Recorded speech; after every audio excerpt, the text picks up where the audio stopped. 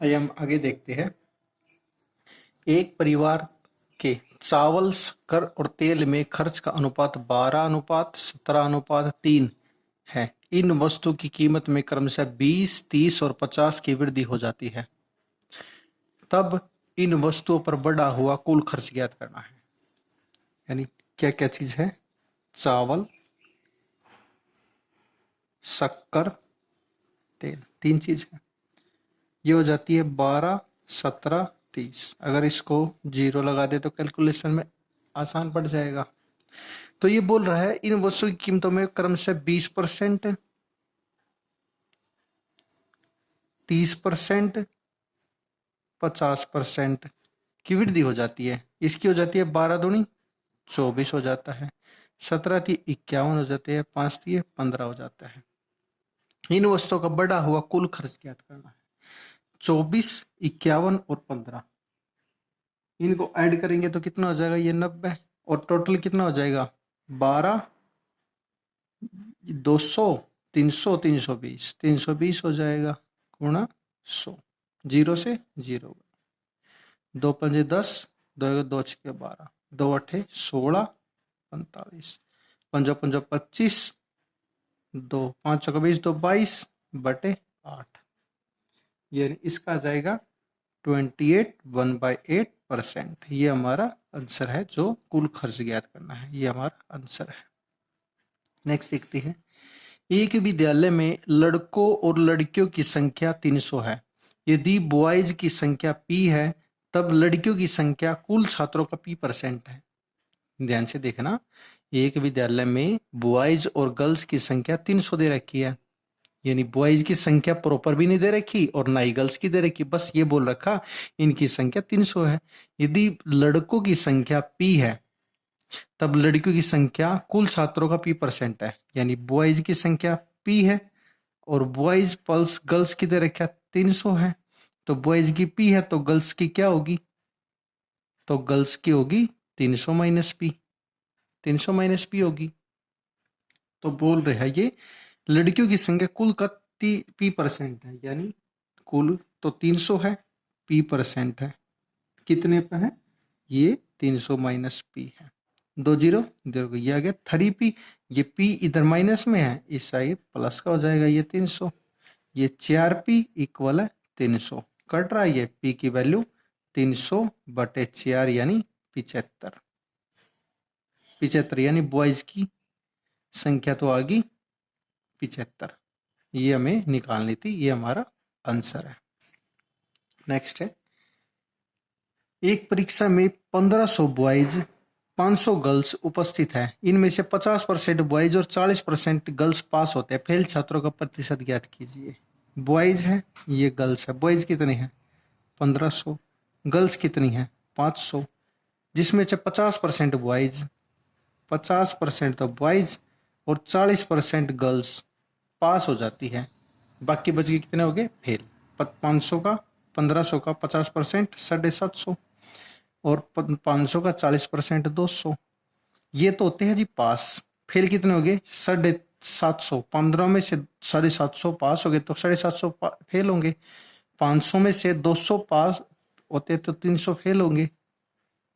0 5 10 यानी 1050 फेल होते हैं। इनका प्रतिशत निकालना है बटे 1500 और 500 को जोड़ेंगे 2000 गुणा 100। 2 0 से 2 0, 1 0 से कट जाएंगे। 2 5 10, 2 चौके 8.5%। यानी 54.5% ये फेल छात्रों का प्रतिशत है। ये हमारा आंसर है। नेक्स्ट देखते हैं।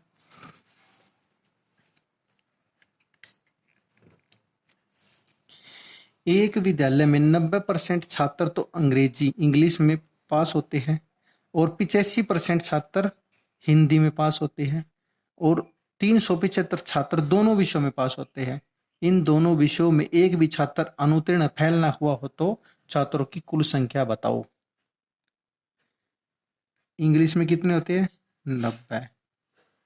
हिंदी में कितने होते हैं? 85। टोटल कितना होगा?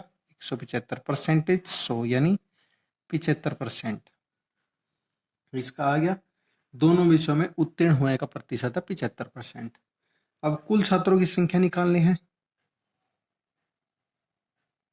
कुल स्टूडेंट किस क्या दे रखा है ना, 365 छात्र दोनों विषयों में उत्तीर्ण होते हैं,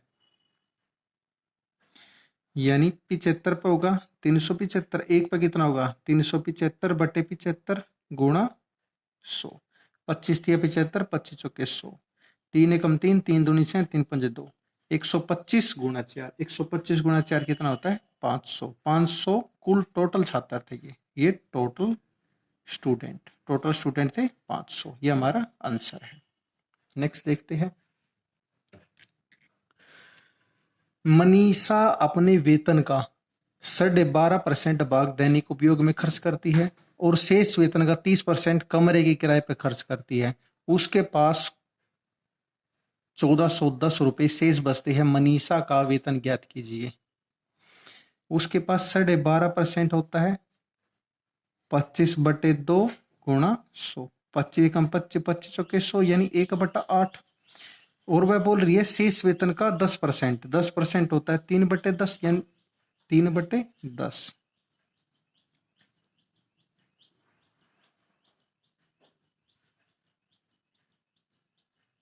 वो बोल रही है मनीषा का वेतन ज्ञात करना है। 8 से 7 कर देती है, 10 से 3 कर देती है, 7 बचता है। 80/49, 80 और 49 बच का उसके पास। तो वो बोल रही उसके पास 4410 रुपए शेष बचते हैं। ये तो शेष बचते हैं यानी 4410/49, 49, 7 6 42, 7 या 21 0, 7 निम 63, 90। तो इसका भी 90 गुना होगा, 9 8 7200 रुपए उसके पास वेतन है, उसकी इनकम है। ये आंसर है। क्लियर, 7200 रुपए। नेक्स्ट है 400, 500, 600 छात्रों की 3 समूह ने परीक्षा दी, जिसमें से क्रमशः 100%, 90%, 80% छात्र पास हुए। तब छात्रों का पास प्रतिशत ज्ञात कीजिए। ये ग्रुप ए के, ये ग्रुप बी के, ये ग्रुप सी के 400, 500, 600 छात्रों ने परीक्षा दी। इसमें से क्रमशः हुआ तो ये तो 100% पास हो गए, ये 90% पास हो गए और ये 80% पास हुए। 400 का 100% तो 400 होता है और 500 का 90% कितना हो जाएगा 450 और 600 का 80% 480 होता है। ये बोल रहा है पास हुए तब छात्रों का पास परसेंट निकालना है। इनका कितना होगा 1330 बटे टोटल 500 और 600 1100 और 400 1500 गुणा 100, 2 0 5 दिए 15, 5 दूनी 10, 5 31, 5 31 यानी 266/3, 3 8 24, 2 3 8 24, 2/3%, ये 88 सही 2/3%, ये हमारा आंसर है। नेक्स्ट है राम का वेतन श्याम के वेतन से 30% कम है। श्याम का वेतन राम के वेतन से कितना प्रतिशत ज्यादा है? ये श्याम है, ये राम है। 30% क्या होता है 30/100 यानी 0 से 0 3/10। बोल रहा है राम का वेतन श्याम के वेतन से 30% कम है। राम का वेतन 10 है तो 30 3 कम है तो ये 7 हो गया। तो बोल रहा है श्याम का वेतन राम के वेतन से कितना प्रतिशत है। ये अगर इसका होता है तो ये 10 होता, कितना कम है 3 बटे जो मूल संख्या होती है 7 गुणा 100, ये आएगा 300/7, 700 के 28, 7 दूनी 14, 6/7%, ये हमारा आंसर है। कितने प्रतिशत ज्यादा है 42 सही 6/7%। सोहन का वेतन मोहन से 25% ज्यादा है। सोहन है, ये मोहन है। मोहन के वेतन से मोहन से 25% ज्यादा है। 25% क्या था 25/100 यानी 1/4, ये 4 है, ये 5 है। तो मोहन का वेतन सोहन के वेतन से कितने परसेंट कम है तो 5/4 हो जाएगा। 1/ मूल संख्या होती है गुणा 100, 5 एकम 5, 5 दूनी 7 यानी 20%। मोहन का वेतन सोहन के वेतन से कितने परसेंट कम है 20%, ये हमारा आंसर है। नेक्स्ट है, शक्कर की कीमत को 20% बढ़ाया जाता है तो खपत में कितने प्रतिशत की कमी की जाए कि खर्च न बढ़े। 20% क्या होता है, 1/5, 5 से बढ़ा दिया जाता है, 6 कर दिया, तो 6 से 5 खपत न बढ़े तो 1/6 इन डिफरेंस बटे मूल संख्या गुणा 100, काट देंगे 25/3 यानी 16 सही 2/3%, इतने प्रतिशत कमी की जाए कि खर्च न बढ़े, ये हमारा आंसर है। नेक्स्ट है, यदि भोजन की कीमत 10% बढ़ जाती है, व्यक्ति में खपत में कितने प्रतिशत कमी की जाए ताकि खर्च न बढ़े। 10% क्या होता है, 1/10, 10 से 1 बढ़ गई तो 11 होगी, क्या ना बढ़े कि खर्च न बढ़े, परिवर्तन ना बढ़े, तो 1 बटे मूल संख्या 11 गुणा 100, 11×99 1/11%, 9 सही 1/11% खपत में प्रतिशत कमी करनी होगी ताकि खर्च न बढ़े, ये हमारा आंसर है। नेक्स्ट देखते हैं,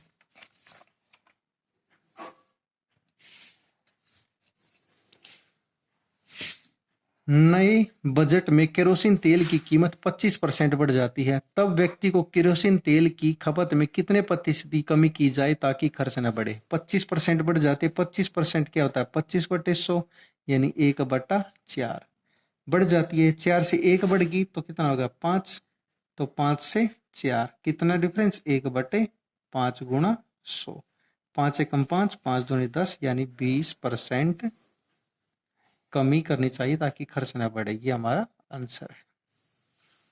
नेक्स्ट देखते हैं, कुछ निश्चित वस्तु की कीमत 15% बढ़ जाती है, कुछ निश्चित वस्तु की कीमत 15% बढ़ जाती है, यदि एक ग्राहक को इन वस्तुओं की खपत से कितने प्रतिशत कमी करनी होगी ताकि खर्च न बढ़े। 15% क्या होता है, 15/100 यानी 5 दिए 15, 5 दूनी 10 यानी 20, 3/20 बढ़ जाती है, यानी 20 थी तो 3 बढ़ गई तो 23 हो गई, तो 23 ये 20 होगी, खर्च न बढ़े तो डिफरेंस बटे 23 गुणा 100, ये होगा 300/23, कितना आएगा 23 से कम 23 9, 7 23 दिया 69 अपॉन 13 से 1/23%, ये हमारा आंसर है।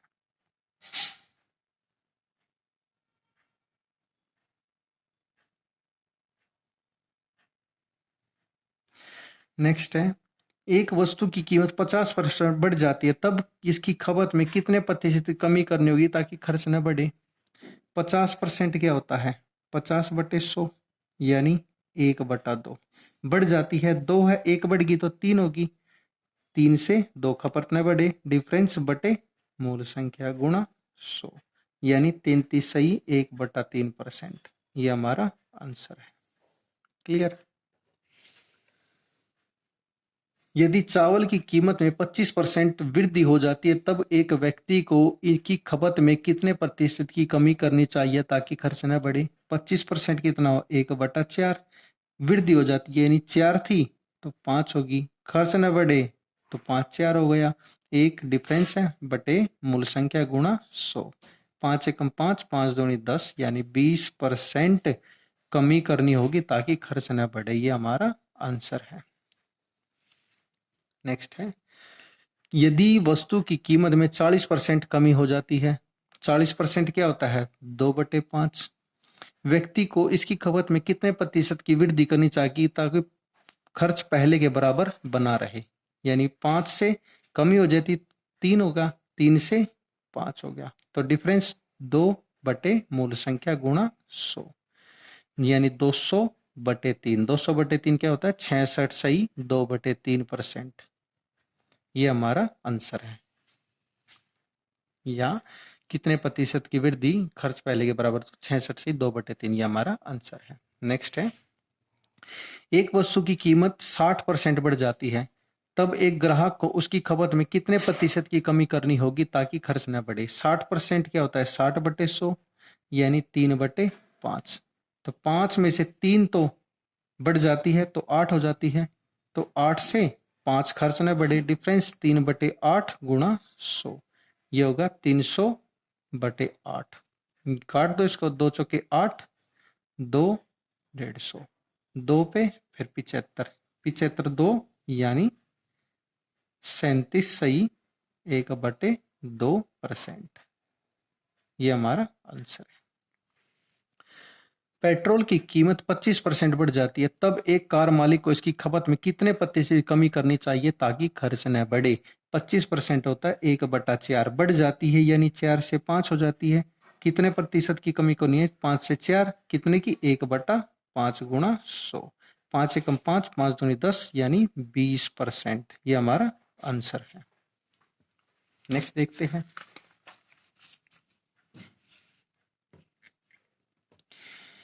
एक वस्तु को पहले 20% बढ़ाया जाता है और फिर 20% घटा दिया जाता है, तो संख्या में प्रतिशत वृद्धि ज्ञात कीजिए। 20% क्या होता है? 20/100 यानी 1/5। पहले बोल रहा है पहले तो बढ़ा दिया यानी 5 से 6 कर दिया, 1 बढ़ा दिया तो 6 हो गया। फिर कहता है 20% घटा दिया, 5 से 1 घटा दिया तो 4 हो गया। तो 5 5 25, 6 चौका 24, इनका डिफरेंस 1/, मूल संख्या गुणा 100, 25 कम 25, 25 चौके 100 यानी 4% डिक्रीज होगा, इंक्रीज होगा, क्योंकि पहले 25 था, डिक्रीज हो गया तो 24 हो गया, यानी ये डिक्रीज हुआ है। ये संख्या में प्रतिशत परिवर्तन हुआ है, 4% डिक्रीज। ये हमारा आंसर है। नेक्स्ट देखते हैं। एक संख्या को पहले 20% घटाया जाता है और फिर 20% बढ़ाया जाता है। इस प्रकार प्राप्त संख्या मूल संख्या से 30% कम है। 20% घटा दिया यानी 1/5 होता है 20%। 20% घटा दिया, 5 से 4 कर दिया। फिर बोल रहा है 5 से 20% बढ़ा दिया यानी 6 कर दिया। तो 5 5 25, 6 चौका 24। अब ये बोल रहा है इस प्रकार प्राप्त संख्या मूल संख्या से 30% कम है। मूल संख्या प्राप्त संख्या 30 हो जाती है, तो मूल संख्या कितनी होगी? यानी ये 25 गुणा 30 यानी 750, ये हमारी मूल संख्या हो जाएगी। क्लियर? ये हमारा आंसर है। नेक्स्ट है। एक संख्या को पहले 20% बढ़ाया जाता है और फिर 20% बढ़ाया जाता है, यानी इसमें दोनों में बढ़ा दिया। 20% क्या होता है? 1/5, 5 से 6 कर दी, फिर 5 से 6 कर दी। ये 5 5 25, 6 36, डिफरेंस 11/25 गुणा 100, 25 कम 25, 25 चौके 100 यानी 44%। ये हमारा आंसर है, क्योंकि ये इंक्रीज होगी, क्योंकि पहले 25 थी फिर इंक्रीज होके 36 हो गई। ये 44% इंक्रीज होती है। नेक्स्ट है।